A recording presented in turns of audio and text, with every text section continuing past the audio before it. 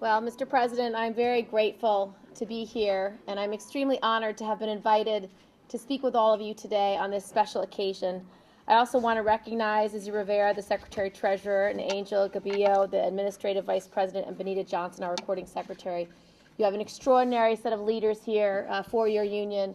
And I also want to recognize John's lovely family and his wife, his two beautiful sons. I have two beautiful sons at home, so I'm particularly eager to have met them.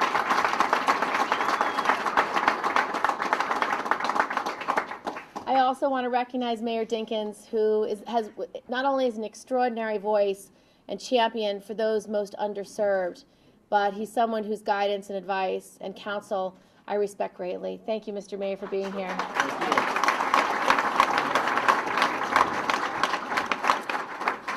Today we are all here to honor the life and the memory and the teachings of Dr. Martin Luther King. And as we reflect on this day, most of our hearts and worries and support are looking towards Haiti. We've all watched the television over the last several days. The images are so frightening and so distressing and so heartbreaking that none of us can really put our hearts or minds around it. And there are so many Haitian Americans in our community who literally cannot reach their loved ones yet. They do not know if they've survived the earthquake. So I'm working with my office to do everything that I can do to get the resources down there and to get the communications lines back up so that families can at least be in touch with their loved ones. So I hope we can all send our hearts and our prayers to Haiti tonight. 18 of my colleagues in the Senate joined me in a letter that I wrote to urge that the administration would pass temporary protective status for Haitians. Now, what this status does is allow Haitians in this country to not have to go back to Haiti, where there's no home to go back to. And so it's allowing these folks to stay here for at least 18 months. And we've done it in many other countries when there's been natural disasters. And thankfully, the President accepted my request and granted temporary protection status on Friday afternoon.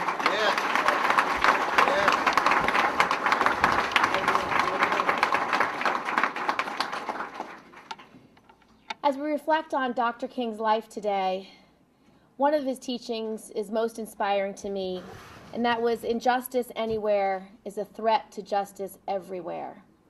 And each of you who works for this union and works for this city and works for this region every day to make a difference knows that sometimes things aren't fair. And we have been struggling with this tough economy. I mean, we have a 10% unemployment rate right now. And in some parts of New York, it's truly as high as 15%. And so when we're talking about the possibility of losing 800 jobs, our good jobs, how are we going to provide for our family, that worries us all deeply. It's the number one issue all across the state is, am I going to lose my job? Is a family member going to lose their job? And so I'm here to say that I'm going to work with you to save those jobs, to make sure that we create jobs, to make sure we have the resources coming into our city government so cuts aren't necessary, to make sure that I can bring to bear the federal money to bring into this city, into this state, so that we don't have to cut jobs, so that we can create jobs and build. As transportation workers, one of the areas that I focus on, I'm on the Environment and Public Works Committee. All the transportation dollars, many of them come through my committee. And so I'm going to work extra hard to make sure we get those resources into mass transit, into building roads, bridges, high-speed rail, and other investments that we need so desperately. So I stand with you in solidarity as you fight these various efforts of cutting jobs that are so essential to you and your family. I want to close with just one remark. As we reflect on all of the teachings of Reverend Dr. Martin Luther King today, we have to remember that when we work together, we can get a lot more done. Dr. King always believed in building coalitions, in working in cooperation, in bringing people together with one voice.